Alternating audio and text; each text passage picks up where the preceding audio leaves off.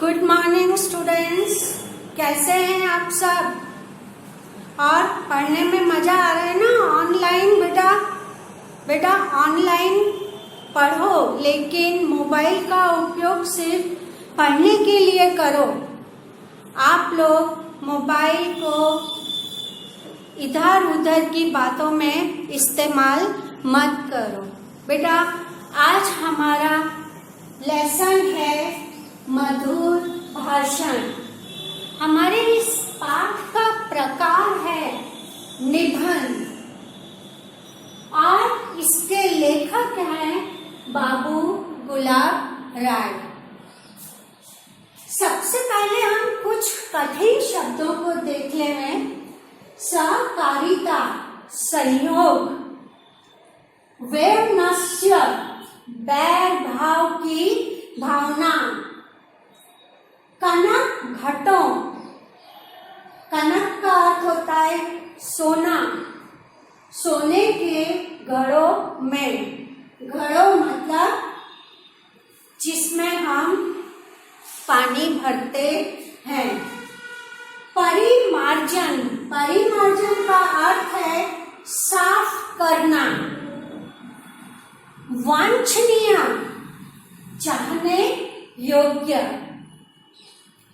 Students, सबसे पहले मधुर भाषण, ये निबंध में लेखक गुलाब राय जी ने हमें क्या समझाया है वो देखेंगे।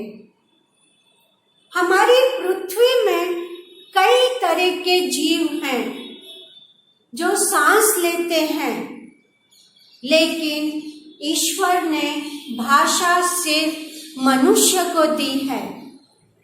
मनुष्य ही पृथ्वी पर ऐसा जीव है जो अपने विचारों को, अपनी बातों को बोलकर बता सकता है। तो हमारे लेखक कहते हैं कि इस निबंध में कि हमें हमारी भाषा ऐसी बोलनी चाहिए, मधुर बोलनी चाहिए कि हमारी भाषा को सुनकर, हमारी बातों को सुनकर लोग हमारी तरफ आकर्षित हो। हमारे बोल जो है मीठे होने चाहिए, मधुर होने चाहिए।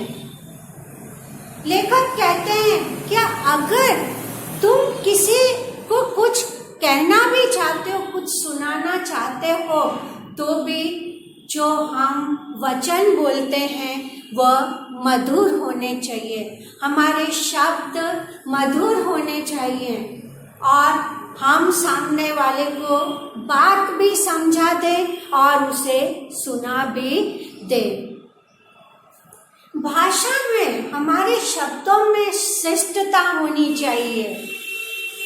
हम जो बोलते हैं वही हमें करना चाहिए। और भाषा ऐसी चीज है कि वह हर एक व्यक्ति को समझ आ जाती है। अगर हम भाषण भी दे रहे हैं तो हमारे भाषण के शब्द जो होने चाहिए मधुर होने चाहिए। अगर हम किसी गाली भी दे रहे हैं तो वह भी मधुर शब्दों में बोल देनी चाहिए। गाली मतलब ऐसा नहीं कि तुम किसी भी तरह की गाली दे दो।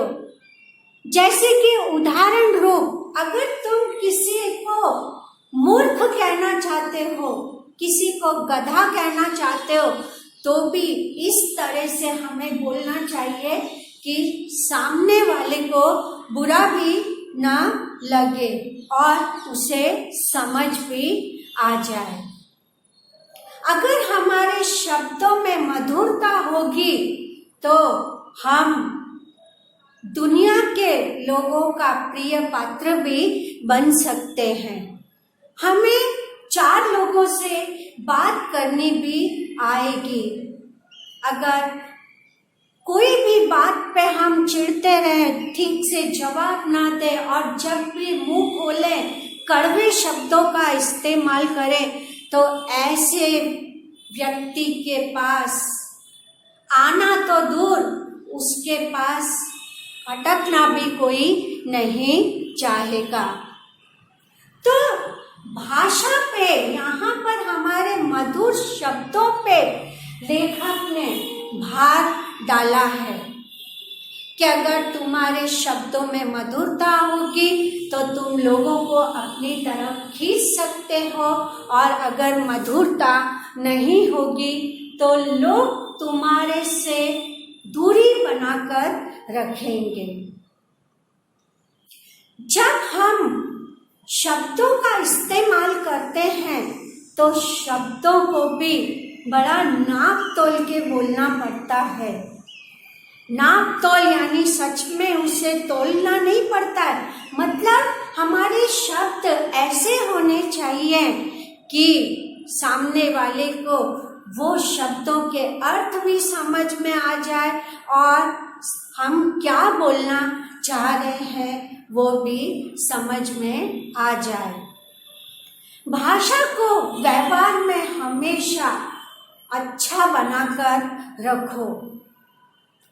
तुम्हारे भाषा अच्छी होगी, तुम्हारे शब्द मधुर होंगे तो तुम्हारे दोस्त भी ज्यादा होंगे, रिश्तेदारों में भी तुम पसंद के व्यक्ति होगे, इस समाज में भी आप पसंद वाले व्यक्ति होंगे। और ये गुण भी हर किसी में नहीं होता। कई लोग मन से साफ होते हैं लेकिन वो मधुर शब्दों का इस्तेमाल नहीं कर पाते हैं, और इसी वजह से उनका जो मन साफ है वो प्रभाव दूसरों पर नहीं पड़ सकता है। मन साफ होने के साथ साथ तुम्हारे शब्द भी मधुर होंगे, अच्छी तरह से तुम बोल सकते हो तो सामने वाला भी तुम्हारी बातों को समझेगा और तुम्हारी तरफ खींचेगा।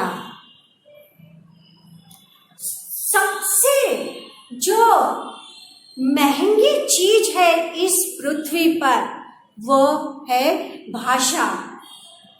ईश्वर ने ये गुण हर किसी को नहीं दिया है। भाषा का इस्तेमाल हमें अच्छी तरह से करना चाहिए, हमारे शब्दों में मधुरता होनी चाहिए और हमारे शब्द आसानी से, हमारे वाक्य आसानी से सबको समझ में आ जाए, ऐसे होने चाहिए।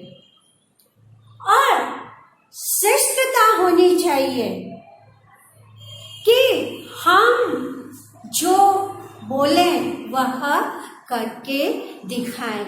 इस तरह से हमारा प्रभाव दूसरों पर पड़ना चाहिए।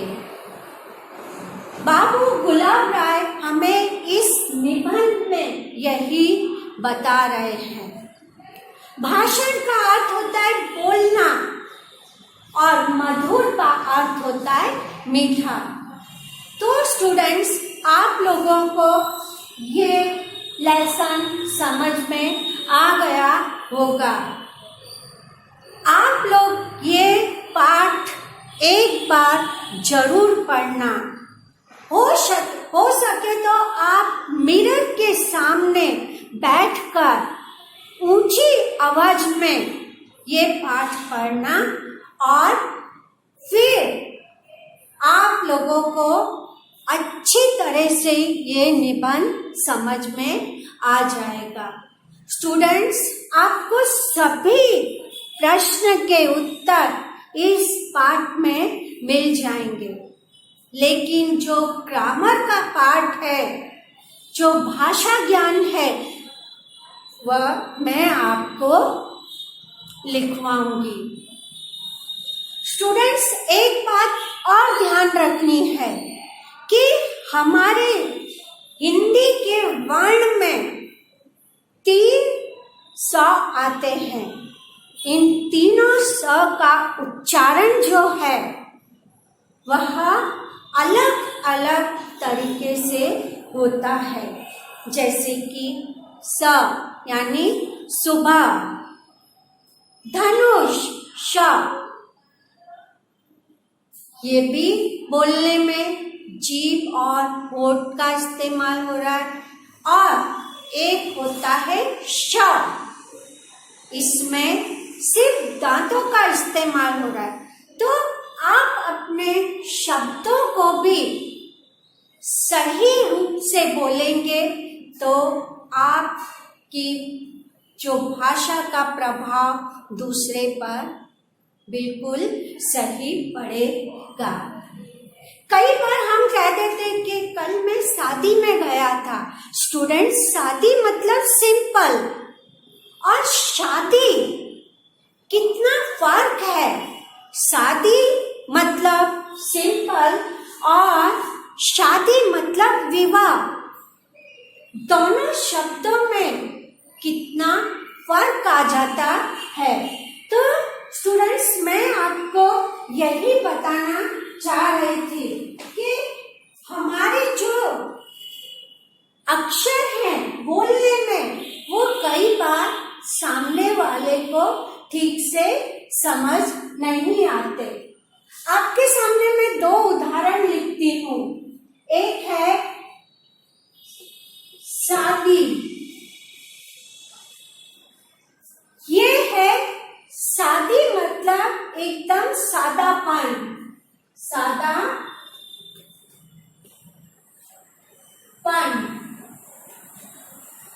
और एक है कि हम कहते हैं कि मैं कल बाहर गया था।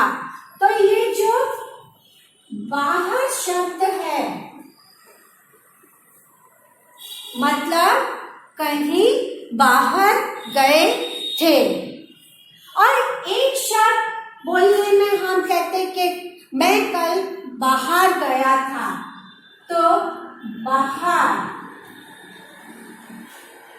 ये दोनों शब्दों में बहुत अंतर है। बाहर मतलब कहीं बाहर जाना और बाहर मतलब जो प्रकृति में फूल खिलते हैं, नई नई पत्तियां आती है वह। तो इस तरह से हमारे शब्द कई बार बोलने में बहुत सारी गलती कर जाते हैं। तो हमारे जब हम किसी से बात कर रहे होते हैं, किसी को कुछ समझा रहे होते हैं, तो हमें इन शब्दों का भी ध्यान रखना चाहिए। तभी हम किसी को अपनी तरफ आकर्षित कर सकते हैं और सामने वाला भी हमारी बात को सुनकर जरूर सोचेगा कि कितना सही शब्दों का ये प्रोनाउंस कर रहे हैं, उच्चारण कर रहे हैं। तो भाषा और मधुरता के साथ साथ हमारे उच्चारण भी सही होने चाहिए। स्टूडेंट्स, ये मैंने थोड़ा आपको अलग से बताया, फोनेटिक्स बताया है मैंने, लेकिन ये मुझे लगा कि ये बताना जरूरी था, इसलिए आपको मैंने इससे लिखकर मैंने बताया है।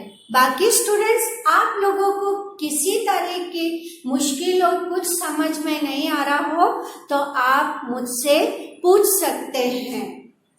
मैंने पहले भी कहा कि प्रश्न के उत्तर आपको चैप्टर में, लेसन में मिल जाएंगे। एक बार जरूर रीड करना और जो भाषा ज्ञान है, ग्रामर है, वह मैं आपको लिखवाऊंगी। धन्यवाद।